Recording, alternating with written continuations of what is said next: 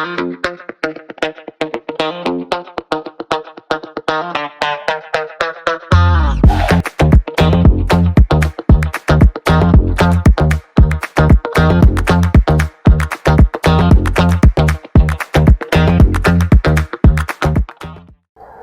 le conseiller, bonjour. Bonjour. Merci de nous accorder de votre temps pour cet entretien. Alors, vous êtes au Conseil économique, social et environnemental. On vous connaît en tant que femme de terrain, mais aujourd'hui, derrière un bureau pour des sessions, qu'est-ce que ça vous fait? Qu'est-ce que ça me fait? C'est un accomplissement. Simplement que le bureau ne m'empêche pas. C'est justement l'expérience du terrain qui doit nous servir, surtout moi, de pouvoir mieux défendre les dossiers du terrain que nous connaissons tous parce que Madame Aminata a été dans tous les combats. Et cette alternance, on l'attend depuis plus de 30 ans. Et donc pour moi, être derrière un bureau ne fait que confirmer, me donner la possibilité de pouvoir continuer ce combat parce que je suis à la place qu'il faut pour la bonne décision. Alors, de ce qui se faisait au CES avant et pendant cette période de transition, est-ce qu'il y a quand même une différence? Avant, je ne suivais pas très bien les travaux du CES, mais depuis que nous sommes ici, je pense que les choses ont vraiment changé. Le Conseil économique et social est véritablement la plaque tournante de la société civile où toutes les expressions doivent s'exprimer. Depuis que nous sommes ici, nous recevons tout le monde. Les gens viennent de tous les bords poser leurs problèmes et nous, en tant que conseillers, on est tenus de les écouter, d'analyser et de pouvoir faire des propositions.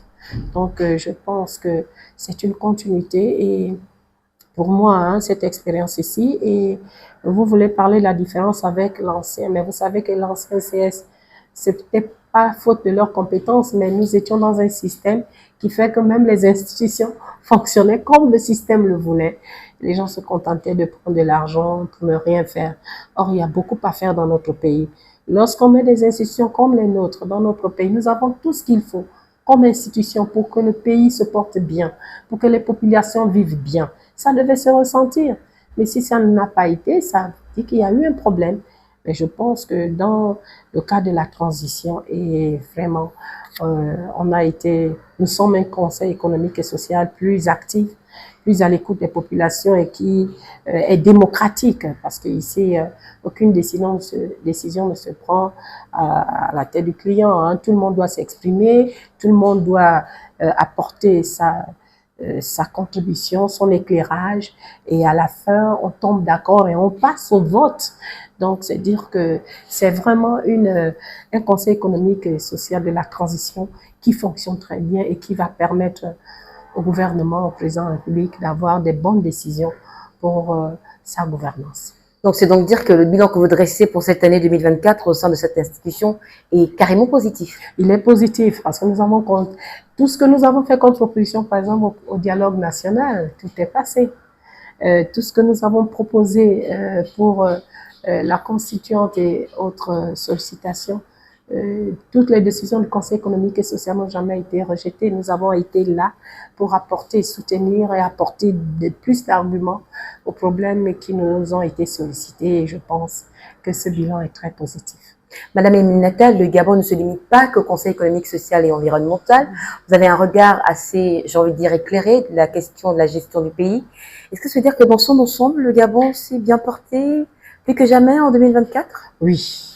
Vous savez, moi, je ne fais pas dans la langue de bois. Moi, si au plus fort des temps où il y avait plus d'argent, de corruption, de peur de s'exprimer, je me suis exprimée.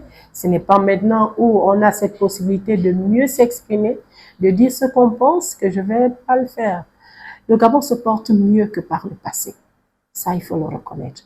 Parce que je suis un exemple vivant. Si le CTRI n'avait pas réussi son coup d'État, plusieurs d'entre nous ne seront plus en vie. Ça, il faut que la communauté internationale et nationale le comprenne. Il y en a qui avaient peur, qui restaient dans des maisons parce qu'ils n'osaient plus s'exprimer, parce qu'ils avaient peur de perdre leur emploi, parce qu'ils avaient peur d'être identifiés. La peur était partout, dans tous les sens, dans les administrations. Moi, vous savez dans quel milieu je sors, de la communication, mais personne n'osait plus.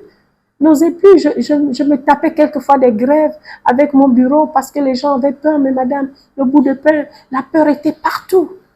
Mais le soir, vous regardez un journal, on vous pompe des mensonges qui n'existent pas. Et le peuple s'en contentait. Je dis, il faut qu'on soit reconnaissant vis-à-vis de Dieu et vis-à-vis du CTR. Parce que c'est Dieu qui a permis. Donc, si aujourd'hui, nous sommes libres en un an, on peut s'exprimer, mais disons merci Seigneur. Parce que la première chose que Dieu nous donne, c'est d'abord la liberté de choisir. Et cette liberté aujourd'hui nous est offerte de choisir. Donc, le choix est là, on est libre, il faut qu'on avance, on ne va plus regarder ce qui s'est fait avant et que ceux-là qui ont fait du tort aux autres reconnaissent qu'on les pardonne, mais on n'oublie pas. On n'a pas oublié, mais qu'ils se taisent un peu. Qu'ils se taisent au lieu de continuer à actiser. Vous savez, 52 ans d'un système, c'est peut-être encore 52 ans de refonte de ce système. Hein. Ça prend du temps. Surtout, le premier changement ne viendra pas du CTRI ou bien de la transition, mais le premier changement est d'abord mental. Le premier changement est d'abord éducationnel. Donc, les Gabonais étaient habitués à un certain mode de vie, à la facilité. Fais pas d'effort, on lui dit, tu n'as pas besoin de réfléchir, tu prends, c'est comme ça, c'est comme ça. Or, aujourd'hui, le remettre à réfléchir, lui dire que non, tu as le choix de dire oui ou non, tu as le choix de ne pas accepter ou pas.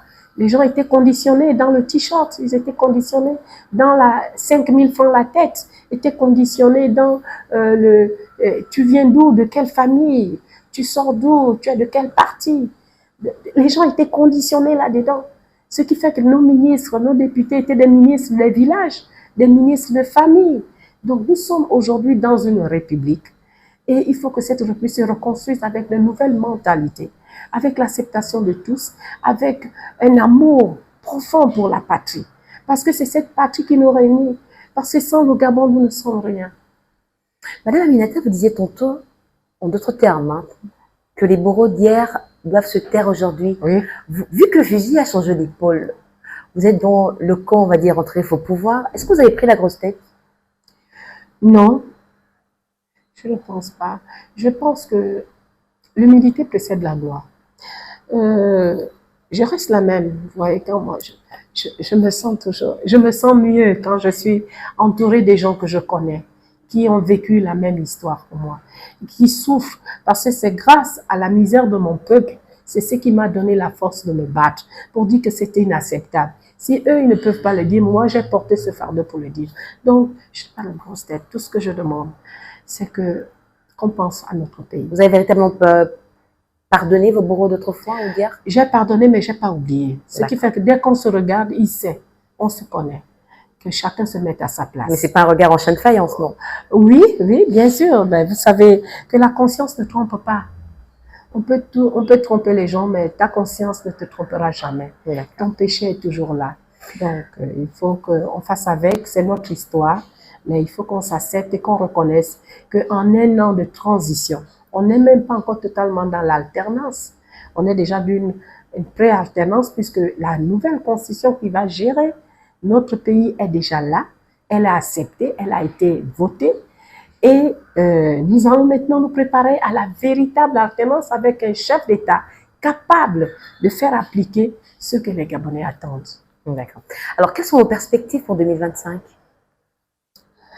2025, c'est déjà dans le domaine pour lequel je me suis battue toujours, le domaine des injustices. Vous voyez bien que là, dans cette constitution, État garantit que de se battre, de mettre les mécanismes pour la bonne gouvernance. Vraiment, il faut que chacun qui sera élu à un poste, nommé à un poste de décision, qu'il ne fasse plus ce que nous avons vécu par le passé. Il faut qu'on soit élu pour servir son peuple et non pour se servir. Et désormais, celui qui aura la chance de gérer l'argent public ou les administrations et autres organismes, sache qu'il est là d'abord pour servir le pays. Et dans le domaine de la santé, mais dis donc, beaucoup à dire, mais je suis satisfaite aujourd'hui. Ça a déjà été au dialogue et tout ce que j'ai proposé au dialogue a été retenu. C'est pour moi une grande victoire.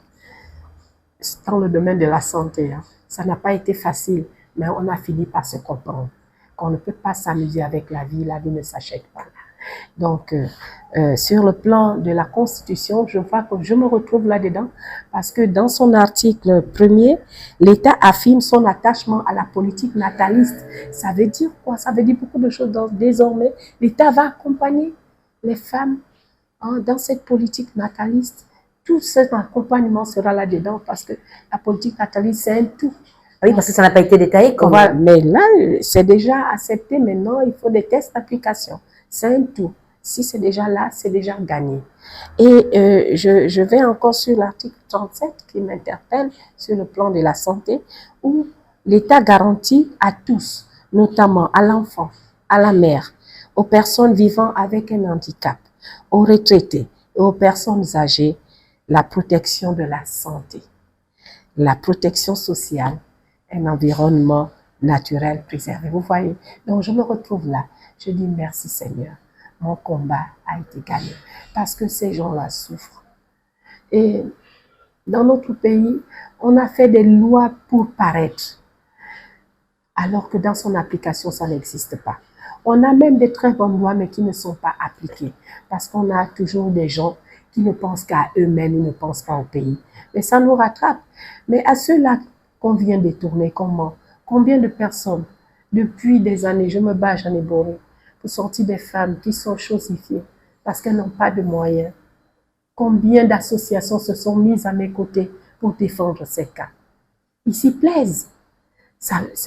Les médecins gagnaient leur. Ils étaient tranquilles, il faut que l'argent rentre. Mais vous demandez de l'argent à quelqu'un qui n'en a pas. Est-ce qu'on peut empêcher un être vivant d'avoir des rapports naturels et de donner la vie? Non. C'est Dieu qui a décidé. Il y en a qui ont même beaucoup d'argent, mais qui ne peuvent pas enfanter. Mais c'est Dieu qui décide. Mais vous ne pouvez pas punir ces gens de cette façon. Vous voyez des hommes et des femmes pleurer, qui dorment à la belle étoile. Je l'ai fait.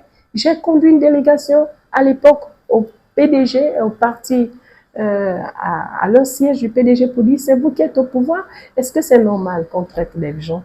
Dans un pays comme le nôtre, on a besoin qu'il y ait plus de bras, que notre population augmente, qu'on continue à traumatiser les femmes qui donnent la vie. Des jeunes filles, j'ai des témoignages de jeunes filles qui se prostituaient la nuit pour trouver de l'argent pour payer la facture, pour sortir avec leurs enfants. Le résultat, c'est qu'on se retrouve avec beaucoup d'enfants apatrides qui n'ont même pas de papier, qui n'ont pas été déclarés parce que les parents fuient avec les enfants. Et après, ce même État va demander à l'UNICEF de les aider à pouvoir mettre en place des commissions pour établir des actes de naissance. Parce que ce n'est pas à la portée de tout le monde, un parent. Non seulement il a fui, il a peur de se représenter. Et puis quand il demande les papiers, ces enfants-là ne vont pas souvent à l'école. Et s'ils vont à l'école, souvent même ça avec les actes de naissance, des volets dans la famille ou bien par des amis. Mais c'est compliqué le Gabon. Mais pourtant, à cette époque, il y avait autant d'argent. Mais les gens s'amusaient avec le pays, s'amusaient avec l'argent, s'amusaient avec la vie des gens. Mais comment ces mêmes personnes, vous là qui m'écoutez là, vous pouvez encore écouter ces maîtres chanteurs là? Comment encore revenir en arrière pour faire des années, comparer le CTRI en un an avec 52 ans de pouvoir, de gabégie, de maltraitance, de traumatisme, de viol, d'assassinat? Je gère dans mon association de Front des Indignés des personnes qui ont perdu leurs enfants, qui ont été tués pour des crimes rituels, et ça continue.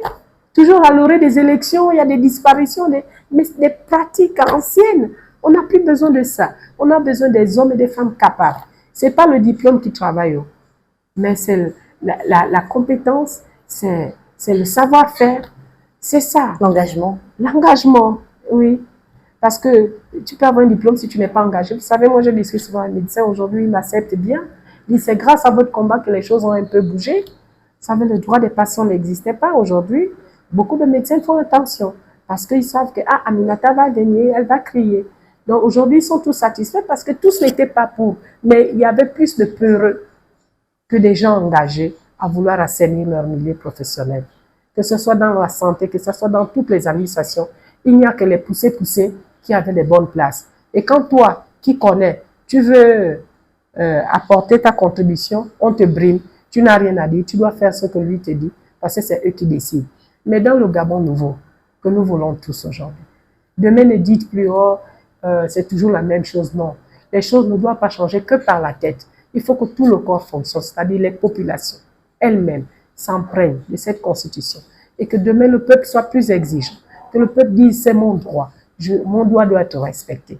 Mais si on continue avec les mêmes mentalités, d'attendre que ce soit son frère du village, que ce soit le député, que ce soit ceci, les choses n'iront pas. Chaque citoyen doit défendre sa patrie. Nous sommes tous une portion du Gabon. Donc ce n'est pas que le CTRI. Moi je dis, le bilan est satisfaisant. En un an, on n'est pas parfait, nous sommes des êtres d'évolution. Dans un an, le CTRI a fait ce qu'en 52 ans, l'ancien système n'a pas pu faire. Merci beaucoup de nous avoir accordé de votre temps. Merci, c'est à moi de vous remercier. Wow.